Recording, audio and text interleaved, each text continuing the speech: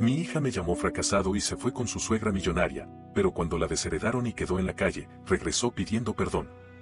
Nunca imaginé que el dolor más profundo que podría experimentar no vendría de una tragedia inevitable, ni de un enemigo declarado, sino de la única persona por la que había dado todo en esta vida. Pensé que la mayor prueba de resistencia fue perder a mi esposa cuando nuestra hija aún era pequeña, enfrentarme al mundo sin más compañía que la risa de una niña que apenas entendía lo que significaba la muerte. Reconstruir mi vida sobre los cimientos del sacrificio, asegurándome de que nunca le faltara nada. Pero estaba equivocado. Descubrí que el verdadero golpe al alma no era la pérdida inevitable, sino el rechazo consciente, la humillación deliberada de alguien a quien amabas con cada fibra de tu ser. Sofía siempre fue el centro de mi mundo. Cuando su madre murió, yo tenía dos opciones: hundirme en mi propio dolor o convertirme en el padre que ella necesitaba. No había espacio para dudar. Dejé de lado mis propios deseos, trabajé sin descanso, acepté cualquier empleo que pudiera asegurarle un futuro, aunque eso significara pasar noches en vela o ver cómo mi cuerpo se agotaba mucho antes de tiempo. No me arrepentía. Cada sonrisa suya era suficiente recompensa. Cada vez que me decía que me amaba o que quería ser como yo cuando creciera, sentía que todo el esfuerzo valía la pena. La veía como mi mayor orgullo, la razón por la que seguir adelante, la única persona en este mundo que jamás me traicionaría. Con el tiempo, su vida empezó a tomar el rumbo que yo siempre quise para ella. Logró entrar a la universidad, consiguió un buen grupo de amigos, creció con ambiciones que yo jamás pude tener a su edad. Me sentí satisfecho, pensando que había hecho lo correcto, que había cumplido mi deber como padre. Luego conoció a Daniel. Al principio, pensé que solo era una relación pasajera, un enamoramiento universitario como tantos otros. Pero la situación cambió cuando ella me presentó a su familia política. Desde el primer instante en que pisé la casa de la familia de Daniel, entendí que no encajaba en su mundo. Todo en esa mansión era frío, excesivamente lujoso, con una ostentación que hacía que cualquiera que no perteneciera a ese círculo se sintiera inmediatamente fuera de lugar. Su madre, Leticia, era una mujer de mirada calculadora, de esas personas que pueden sonreír con amabilidad mientras te desnudan con la vista, evaluando cada uno de tus defectos, buscando cualquier motivo para menospreciarte. La primera vez que me dirigió la palabra, lo hizo con la condescendencia de quien habla con alguien que considera inferior. Me preguntó a qué me dedicaba y cuando le respondí que tenía un negocio pequeño, su sonrisa se estiró de una manera que dejó en evidencia lo que pensaba de mí. Dijo que debía ser admirable que hubiera logrado criar a una hija sin ayuda, pero que comprendía por qué Sofía quería algo diferente para su futuro. En ese momento, no lo entendí del todo. Pensé que era un comentario superficial, uno de esos que las personas ricas hacen sin darse cuenta de cómo afectan a los demás. Lo que no supe hasta después fue que Leticia no solo despreciaba mi origen, sino que también se encargó de transmitirle esos pensamientos a Sofía. Con el paso de los meses, vi cómo mi hija cambiaba. Al principio, fueron cosas pequeñas, como corregirme cuando hablaba, diciéndome que debía cuidar mi lenguaje porque sonaba demasiado pueblerino. Luego comenzó a evitar invitarme a reuniones familiares, argumentando que no me sentiría cómodo. Finalmente, las conversaciones se convirtieron en monólogos de sus logros y de lo mucho que había aprendido de su nueva familia. Mientras que mis intentos de hablar sobre mi vida o de interesarme en la suya eran interrumpidos o ignorados. La última vez que intenté poner un alto, me miró con un desprecio que nunca imaginé ver en sus ojos y me dijo que debía dejar de aferrarme a ella. Que mi mentalidad era la de un fracasado y que no quería que la arrastrara conmigo. Esa fue la primera vez que realmente sentí que había perdido a mi hija. Su voz, sus palabras, la manera en la que me miró como si fuera una carga, como si yo no fuera el hombre que sacrificó todo por ella, fueron un golpe que me dejó sin aire. Traté de hacerla entrar en razón, de explicarle que todo lo que tenía, su educación, sus oportunidades, su seguridad, había sido gracias a mis años de esfuerzo. Pero ella no quiso escucharlo. Dijo que ahora entendía lo que significaba vivir con dignidad, que estar conmigo era una carga y que su suegra le había mostrado lo que era la verdadera familia. No supe qué responder. Me quedé allí, viéndola marcharse con una seguridad que me destruyó por dentro. No hubo arrepentimiento en su mirada, ni una pizca de duda en sus palabras. Cerró la puerta detrás de ella sin titubear, sin mirar atrás, sin la más mínima intención de volver. En ese momento, entendí que para ella yo había dejado de existir. Actualización 1. Han pasado 2 años desde aquella última conversación, desde el momento en que mi hija cruzó la puerta con la determinación de alguien que había tomado una decisión definitiva. 2 años en los que, al principio, cada día fue un recordatorio doloroso de su ausencia, en los que me encontraba revisando mi teléfono casi de manera inconsciente, esperando un mensaje que nunca llegaba. Pasaron cumpleaños, navidades y fechas que solían significar algo para ambos, pero que ahora eran días vacíos en el calendario, momentos que se convirtieron en pruebas silenciosas de lo poco que importaba para ella. Intenté llamarla al principio, no con la intención de rogarle que volviera, sino porque aún me costaba aceptar que alguien a quien crié, protegí y amé por encima de todo pudiera cortarme de su vida con tanta facilidad. Pero cada intento se encontró con el mismo destino, llamadas sin respuesta, mensajes que quedaban en visto y una sensación creciente de que estaba hablando con un fantasma. El dolor inicial se convirtió en resignación. Durante los primeros meses, viví en una especie de inercia, funcionando por costumbre más que por voluntad. Mi rutina se volvió monótona, carente de sentido, como si toda la razón de mi existencia se hubiera evaporado en el momento en que Sofía decidió que no me necesitaba. Sin embargo, con el tiempo, algo cambió. Dejé de mirar el teléfono esperando una respuesta que nunca llegaría. Dejé de sentir esa punzada en el pecho cada vez que alguien mencionaba a sus hijos con orgullo. Empecé a reconstruirme, no porque quisiera, sino porque entendí que la vida seguiría con o sin ella. Poco a poco, me reencontré con viejos amigos, aquellos a quienes había descuidado por estar demasiado ocupado intentando ser el padre perfecto. Me permití disfrutar de pequeñas cosas que antes ni siquiera consideraba, salir a caminar sin la presión de un horario, sentarme a leer un libro sin la constante ansiedad de preguntarme cómo hacer más por mi hija. Viajé, algo que jamás había hecho antes porque siempre había priorizado su bienestar sobre cualquier deseo personal. Con cada paso que daba lejos de la sombra de su rechazo, me di cuenta de que la tranquilidad podía existir incluso después de perder lo más importante. Mientras tanto, Sofía vivía la vida que siempre soñó. O al menos, eso parecía. Aunque había cortado todo contacto conmigo, las redes sociales me ofrecían un vistazo ocasional a su mundo. Fotos de cenas en restaurantes exclusivos, viajes a destinos que yo solo conocía por televisión, eventos en los que se codeaba con personas que, a simple vista, parecían sacadas de revistas de sociedad. Siempre sonriendo, siempre rodeada de lujos, siempre junto a su suegra, esa mujer que la convenció de que su verdadera familia era aquella que tenía dinero y no aquella que sacrificó todo por ella. Al principio, cada imagen era un recordatorio doloroso de lo mucho que me había despreciado, de lo fácil que fue para ella reemplazarme. Pero con el tiempo, comencé a verlas de otra manera. No porque me alegrara por su aparente felicidad, sino porque cada foto me parecía cuidadosamente planeada, como si estuviera construyendo una historia en la que ella misma necesitaba creer. Había algo artificial en su sonrisa, en la manera en la que se esforzaba por mostrar una vida perfecta. Quizás era mi propia necesidad de consuelo la que me hacía pensar que no todo era lo que parecía, pero incluso si era cierto, ¿qué importaba? Ella había elegido ese camino. Ya no tenía sentido seguir preguntándome si alguna vez se arrepentiría. Entonces llegaron los rumores. Pequeñas señales de que la perfección que Sofía tanto presumía comenzaba a resquebrajarse. Un comentario casual de un conocido que mencionó haber oído que la empresa de la familia de Daniel no estaba en su mejor momento, que habían tenido pérdidas considerables. Al principio, no le di importancia. Los ricos siempre encontraban la manera de mantenerse a flote, siempre tenían algún fondo de emergencia o contactos que los ayudaban a evitar la ruina.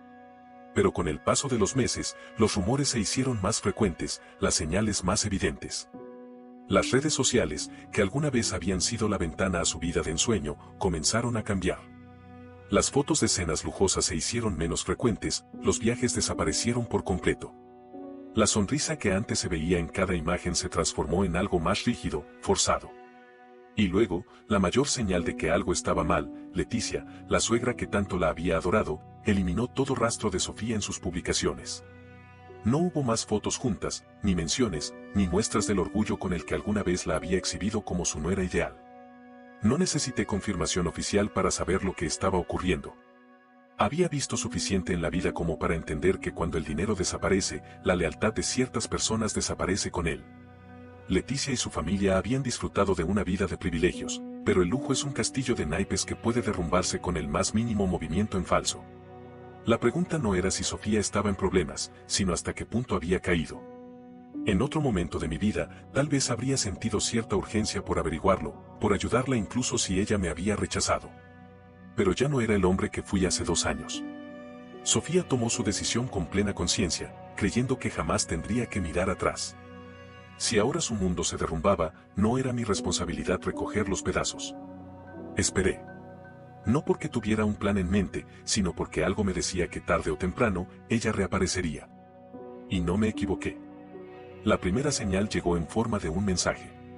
2 años de silencio absoluto, 2 años en los que fui inexistente para ella, y ahora, de repente, mi teléfono vibraba con su nombre en la pantalla. No abrí el mensaje de inmediato. Lo dejé ahí, ignorado, igual que ella había ignorado cada intento mío de contactarla. No por despecho, sino porque, por primera vez en mucho tiempo, sentí que tenía el control. Sabía que no sería el último intento. Sabía que, a partir de ese momento, la historia estaba a punto de cambiar. Pero lo que Sofía no entendía era que yo ya no era el padre que ella dejó atrás. Y esta vez, sería ella quien tendría que enfrentarse a lo que significa ser olvidado. Actualización 2. El mensaje permaneció sin abrir en mi teléfono durante días. No por falta de curiosidad, porque en el fondo, por más que quisiera negarlo, una parte de mí quería saber qué tenía que decir Sofía después de 2 años de absoluto desprecio. Pero no tenía ninguna prisa. Había pasado demasiado tiempo esperando en vano, demasiado tiempo revisando el teléfono con la esperanza de que mi hija se diera cuenta de lo que había hecho. Para ahora ceder a la primera señal de que las cosas en su mundo perfecto estaban desmoronándose. No esta vez. Finalmente, una noche en la que el insomnio se apoderó de mí, me decidí a leerlo. Era breve, casi torpemente escrito, como si las palabras hubieran sido elegidas con más urgencia que intención.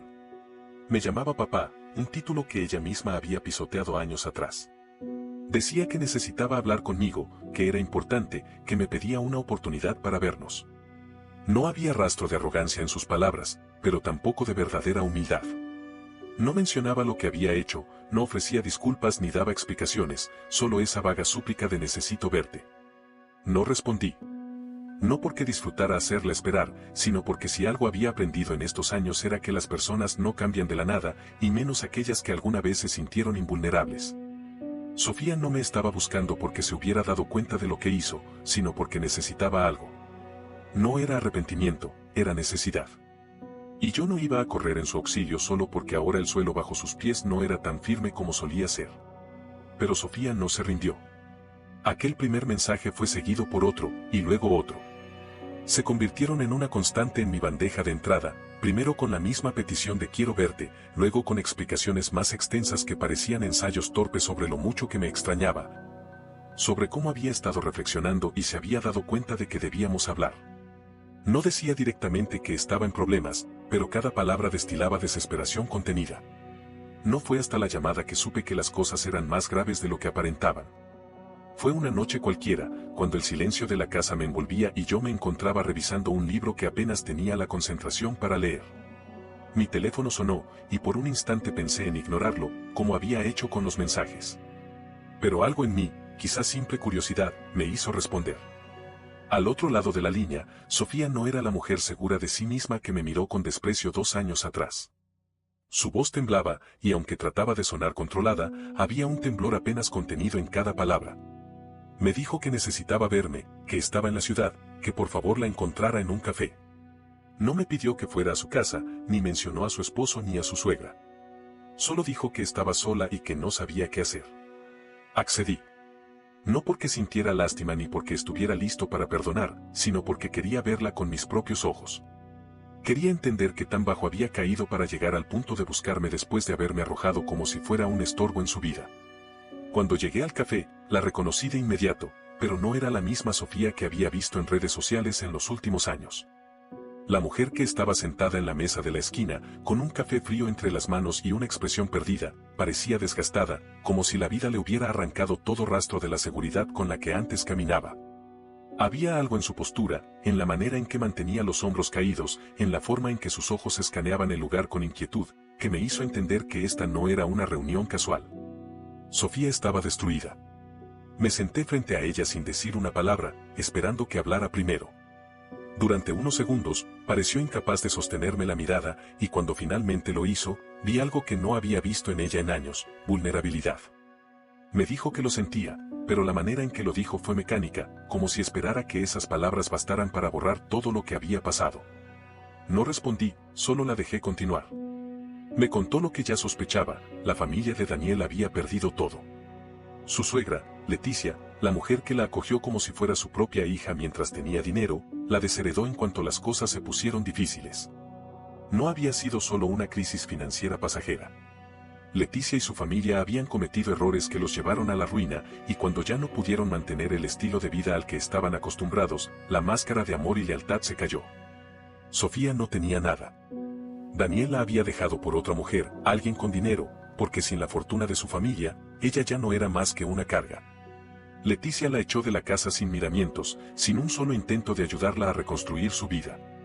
Me quedé en la calle, papá, susurró con una voz quebrada. No tengo a dónde ir. Sentí algo en ese momento, pero no fue lástima. No fue el dolor de un padre que ve a su hija sufrir. Fue una fría sensación de reconocimiento. Esto no era más que la consecuencia natural de sus elecciones. Y no había nada que yo pudiera hacer para evitarlo. Cuando guardó silencio, esperando que yo hablara, que le ofreciera algún tipo de consuelo, simplemente exhalé y le dije lo que había querido decirle durante tanto tiempo. Que ahora entendía cómo me había sentido yo cuando ella me dejó atrás sin mirar atrás. Que ahora, cuando me buscaba porque no tenía a nadie más, porque no le quedaban más opciones, yo ya no sentía lo mismo por ella. No grité. No la insulté. No hice ninguna escena. Solo me levanté y la dejé allí, sola, igual que ella me había dejado a mí. Y por primera vez en 2 años, me sentí verdaderamente en paz. Actualización 3. Pasaron semanas después de aquel encuentro en el café, semanas en las que volví a mi vida cotidiana sin permitir que el recuerdo de Sofía perturbara la tranquilidad que me había costado tanto alcanzar. No puedo decir que fue fácil borrar de mi mente la imagen de mi hija destrozada, pero tampoco puedo decir que me afectó de la manera en que ella seguramente esperaba. No sentí culpa, no sentí la necesidad de correr en su auxilio como tal vez lo habría hecho años atrás. Me limité a aceptar lo que ya sabía: ella estaba pagando el precio de sus elecciones, y mi deber como padre había terminado el día en que me llamó fracasado y decidió que no quería volver a verme. Sin embargo, Sofía no desapareció. Lo intentó una vez más, luego otra, y otra. Al principio, fueron mensajes de texto.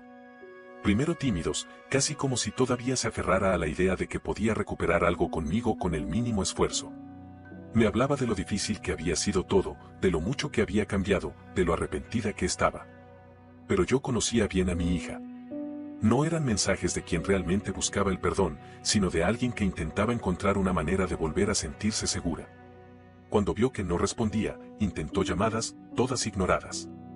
Y luego, como si el desespero fuera un veneno que se extendía por su cuerpo con cada rechazo, pasó al siguiente nivel: comenzó a presentarse en mi casa. La primera vez, la vi desde la ventana.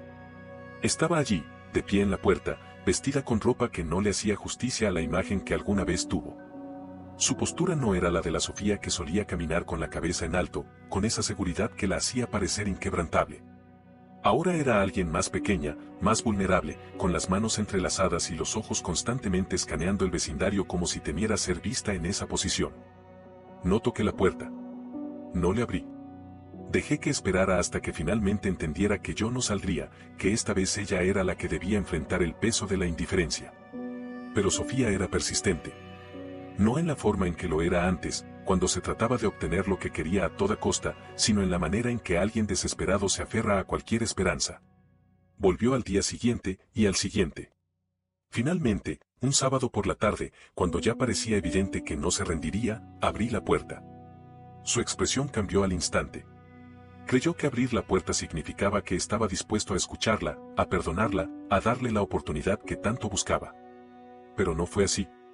Me apoyé contra el marco y la observé en silencio, dejando que el peso de la situación recayera sobre ella. No le pregunté qué quería, porque ya lo sabía. No le di la oportunidad de ensayar un discurso preparado, porque no tenía interés en oír palabras vacías. Fue ella quien finalmente habló. Me dijo que lo sentía, que estaba arrepentida, que había sido una estúpida. Que nunca debió dejarse influenciar por la familia de Daniel, que había sido una ilusa creyendo que el dinero lo era todo.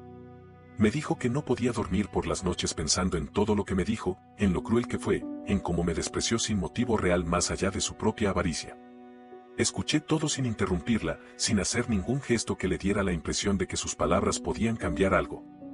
Y cuando terminó, cuando ya parecía haber agotado cada excusa, cada súplica, cada palabra con la que intentaba reconstruir el puente que ella misma había quemado, le pregunté con voz calmada, ¿y ahora qué esperas que haga? Sofía parpadeó, como si no supiera cómo responder. Como si nunca se hubiera detenido a pensar en lo que realmente estaba pidiendo. Porque no estaba buscando solo mi perdón, estaba buscando una forma de regresar a su antigua comodidad, a la seguridad de saber que yo siempre estaría ahí para salvarla. Intentó explicarse, decirme que no estaba allí para pedirme nada, que solo quería que la escuchara. Pero yo sabía que no era cierto. Su cuerpo la delataba, la manera en que su mirada se desviaba cuando hablaba, la forma en que su pie golpeaba el suelo con ansiedad. Y cuando finalmente se atrevió a admitirlo, su voz fue un susurro que parecía arrastrar toda la vergüenza del mundo. No tengo dónde quedarme. No supe si me sorprendió su honestidad o su desesperación, pero lo cierto es que no sentí la necesidad de responder de inmediato. La dejé allí, con sus propias palabras flotando en el aire, con la realización de que, por primera vez en su vida, no tenía una red de seguridad. Podría haberla echado en ese instante, haber cerrado la puerta y dejarla enfrentarse a su destino sin más. Pero algo en mi interior me dijo que no era suficiente. Le dije que si realmente estaba dispuesta a cambiar, si realmente había entendido lo que significaba la vida sin privilegios, podía probarlo. No le daría mi casa, no le daría la comodidad de simplemente regresar a la vida que había despreciado. Pero tenía algo que podía ofrecerle, un trabajo. Nada glamuroso, nada que pudiera hacerla sentir superior. Solo trabajo honesto en mi pequeño negocio, con un salario modesto que le permitiría al menos empezar a reconstruirse. Esperé su reacción, observé cada detalle de su expresión cuando entendió lo que le estaba ofreciendo. No era lo que ella esperaba. No era la redención instantánea, no era el regreso al hogar seguro. Era una oportunidad, pero solo si estaba dispuesta a ganársela. Sofía sintió, con la mirada baja, con el peso de una realidad que nunca pensó que viviría. Me dijo que lo haría, que aceptaría, que demostraría que había cambiado. Pero yo no creí en sus palabras. Solo el tiempo diría si era cierto. Actualización 4. Pasaron 6 meses desde el día en que Sofía aceptó el trabajo en mi negocio. 6 meses en los que, por primera vez en su vida, tuvo que enfrentarse a la realidad de ganarse el pan sin depender de lujos, sin tener a nadie que la sostuviera o la rescatara de las incomodidades de la vida cotidiana. No hubo favores especiales, no hubo trato preferencial por ser mi hija, porque para mí, ya no era la niña a la que debía proteger de todo. Si de verdad quería una segunda oportunidad, si realmente estaba dispuesta a reconstruir lo que destruyó, tendría que hacerlo con esfuerzo, con trabajo, con la humildad que alguna vez le faltó. Los primeros días fueron difíciles, como lo esperaba. Sofía no estaba acostumbrada a la disciplina del trabajo, a la monotonía de seguir órdenes, de tener que cumplir horarios y enfrentar clientes que no tenían ninguna consideración por su pasado. La vi cometer errores, la vi frustrarse, la vi morderse la lengua para no protestar cuando le pedía que repitiera una tarea que no había hecho bien. Hubo momentos en los que pensé que se rendiría, que su orgullo sería más fuerte que su necesidad. Porque aunque ella nunca lo dijo en voz alta, sé que en el fondo detestaba verse en esa posición, detestaba que su vida se redujera a limpiar mesas, atender clientes y contar monedas al final del día. Cuando antes su mayor preocupación era elegir el destino de su próximo viaje o la marca de su ropa. La vi enfrentarse a su propia mediocridad, porque esa era la realidad. Durante años, creyó que la riqueza la definía, que su valor como persona estaba en lo que tenía y no en lo que hacía. Y ahora, con las manos manchadas de café y la piel agrietada por el cansancio, tenía que aceptar que no era mejor que nadie, que estaba en el mismo lugar que aquellos a quienes alguna vez miró por encima del hombro. Hubo días en los que la encontraba sentada en la parte trasera del negocio después de su turno, con los codos apoyados en sus rodillas y la mirada perdida, como si estuviera atrapada en su propia mente, reviviendo una y otra vez los momentos en los que tuvo el mundo a sus pies y lo desperdició. No la interrumpía. No le preguntaba qué pensaba, porque no me interesaban las palabras vacías. Lo único que importaba era lo que hiciera con todo lo que estaba sintiendo. Con el paso de los meses, vi pequeños cambios. Al principio, apenas perceptibles, pero ahí estaban. La forma en que dejaba de quejarse cuando le pedía que hiciera algo otra vez. La manera en que empezó a llegar puntual sin que tuviera que recordárselo. La manera en que comenzó a hablar menos y escuchar más. Era como si, poco a poco, la Sofía arrogante y soberbia estuviera desapareciendo, dando paso a alguien más callado, más pensativo, más consciente de su propia fragilidad. No puedo decir que la confianza se restauró de inmediato, porque no fue así. Aunque trabajábamos en el mismo lugar, nuestra relación seguía siendo distante. Yo no la trataba como a una hija, y ella lo sabía. No había cenas juntos después del trabajo, no había conversaciones personales, no había muestras de afecto que insinuaran que todo lo ocurrido podía olvidarse tan fácilmente. Solo había un acuerdo implícito: ella trabajaba, y yo la dejaba estar allí. Los demás empleados notaban la tensión entre nosotros, pero nadie decía nada. Al principio, la miraban con recelo, sabiendo que era mi hija, preguntándose si recibiría algún tipo de trato especial. Pero con el tiempo, vieron lo mismo que yo. Vieron a una mujer que luchaba contra su propio pasado, contra el peso de sus malas decisiones, contra la desesperación de haberlo perdido todo. Y poco a poco, comenzaron a aceptarla. Una noche, cuando cerrábamos el negocio, Sofía se quedó más tiempo del necesario. La vi limpiando el mostrador con más detenimiento del habitual, como si estuviera buscando algo que hacer para retrasar el momento en que tendría que irse. Finalmente, cuando el silencio se hizo demasiado pesado, habló. Me dijo que sabía que no tenía derecho a pedirme nada, pero que quería agradecerme por darle la oportunidad. Que entendía si nunca podía perdonarla, pero que estaba tratando de ser mejor, aunque no sabía si alguna vez lo lograría. La escuché sin interrumpirla, sin mostrar ninguna emoción en mi rostro. Cuando terminó, simplemente le respondí que el tiempo diría si realmente estaba cambiando o si solo estaba sobreviviendo. No era la respuesta que esperaba, lo vi en su expresión. Pero tampoco se quejó. Solo asintió, aceptando que, por primera vez en su vida, no tenía el poder de exigir nada. Los meses siguientes siguieron la misma rutina. Sofía se volvió más eficiente en el trabajo, más paciente con los clientes, más consciente de su entorno. La vi ayudando a los empleados sin que se lo pidieran, la vi cubriendo turnos sin esperar recompensas, la vi esforzándose en cosas que antes habría considerado indignas. No dije nada al respecto. No le di elogios ni muestras de aprobación. Sabía que, si su cambio era real, no debía depender de mi reconocimiento. Pero algo en mí empezó a cambiar también. Por primera vez en mucho tiempo, dejé de verla solo como la hija que me traicionó y comencé a verla como una persona que estaba intentando reconstruirse. No significaba que la había perdonado, ni que podía borrar el dolor que me causó. Pero significaba que, tal vez, solo tal vez, estaba dispuesta a demostrar que aún podía recuperar algo de lo que perdió. Y por primera vez en 2 años, empecé a considerar la posibilidad de darle una verdadera oportunidad. No porque la necesitara en mi vida, sino porque ella necesitaba probarse a sí misma que aún podía ser alguien diferente. Actualización final. 2 años después de aquel primer día en el que Sofía cruzó las puertas de mi negocio como una sombra de lo que alguna vez fue, la vida había cambiado de una manera que nunca imaginé. El tiempo había pasado, lento y pesado al principio, casi como si cada día fuera una prueba para ambos, una en la que ella tenía que demostrar con acciones, y no con palabras, que realmente había aprendido la lección más dura de su vida. No fue un proceso fácil ni inmediato, y tampoco hubo un momento exacto en el que todo mejoró. Fue una serie de pequeños cambios, de detalles casi imperceptibles que con el tiempo fueron marcando la diferencia. Sofía ya no era la mujer que llegó buscando ayuda con la desesperación de quien ha perdido todo. Al principio, cuando aceptó el trabajo, pensé que solo lo hacía porque no tenía otra opción, porque necesitaba sobrevivir y porque yo fui la última persona que, por más rencor que existiera, no la había dejado completamente en la calle. Pero con los meses, me di cuenta de que había algo más profundo en su transformación. No era solo necesidad, era un deseo genuino de recuperar no solo su estabilidad, sino también su dignidad.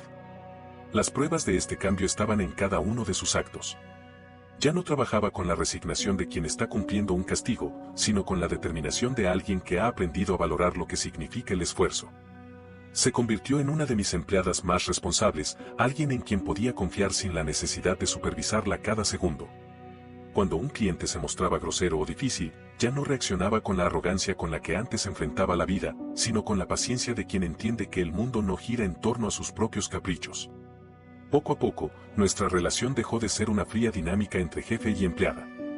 No hubo un momento exacto en el que las cosas cambiaron, pero en algún punto, después de tantas noches cerrando el negocio juntos, después de tantas pequeñas interacciones que se fueron acumulando sin que lo notáramos, la distancia comenzó a reducirse.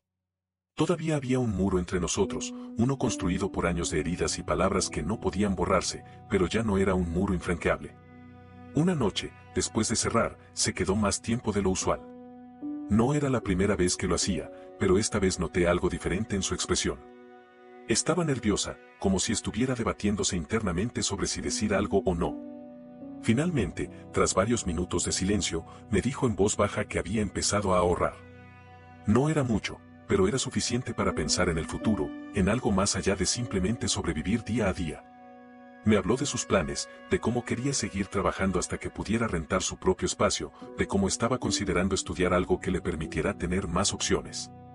No me lo dijo esperando aprobación ni reconocimiento, simplemente lo compartió porque sentía que era importante, porque quería demostrarme que no estaba esperando que la rescatara, sino que estaba dispuesta a hacer lo necesario por sí misma. Esa fue la primera vez en mucho tiempo que sentí algo parecido al orgullo. No lo dije en voz alta, no era el momento para eso, pero internamente supe que algo en mí se había suavizado. No porque hubiera olvidado lo que hizo, ni porque su arrepentimiento borrara el daño del pasado, sino porque entendí que la venganza que creí desear, verla sufrir y enfrentar las consecuencias de sus decisiones, no era lo que realmente me daba satisfacción. Lo que realmente me hizo sentir en paz fue verla aprender, verla reconstruirse desde las ruinas de su propia soberbia, verla convertirse en alguien capaz de sostenerse sin depender de los demás. Los meses siguieron avanzando, y un día, sin previo aviso, Sofía llegó al negocio con una noticia que no esperaba. Había encontrado un lugar donde podía mudarse. Nada lujoso, nada comparado con la mansión en la que alguna vez vivió, pero era suyo, pagado con su propio dinero, con el esfuerzo de sus propias manos. Me dijo que no me pedía ayuda, que no quería que hiciera nada por ella, solo que quería que lo supiera. Fue en ese momento cuando entendí que la verdadera lección no había sido para ella, sino para mí. Durante años pensé que la única forma de cerrar esta herida era viéndola caer, pero ahora comprendía que lo que realmente cerraba el ciclo no era su sufrimiento, sino su evolución. La última noche que trabajamos juntos antes de su mudanza, mientras cerrábamos el negocio por última vez como compañeros de trabajo, me miró con los ojos llenos de algo que no había visto en años, gratitud genuina. No la gratitud de quien recibe ayuda porque la necesita, sino la de alguien que finalmente comprende lo que antes no podía ver. Me dijo que sabía que las cosas entre nosotros nunca serían como antes, pero que quería que supiera que, aunque tomó demasiado tiempo, finalmente entendía todo lo que hice por ella. No respondí de inmediato, solo asentí, dejando que el silencio llenara el espacio entre nosotros. Pero esta vez, no era un silencio de resentimiento ni de distanciamiento, sino un silencio de entendimiento. Sofía se fue al día siguiente, no como la mujer quebrada que llegó hace años, sino como alguien que finalmente había aprendido a sostenerse sobre sus propios pies. Y yo, por primera vez en mucho tiempo, cerré la puerta sin sentir que algo me faltaba. Porque al final, la verdadera venganza no fue verla sufrir, sino verla crecer, y saber que lo hizo sin que yo tuviera que sostenerla. No olvides dejar tu opinión en los comentarios, dejar tu like y compartir este video.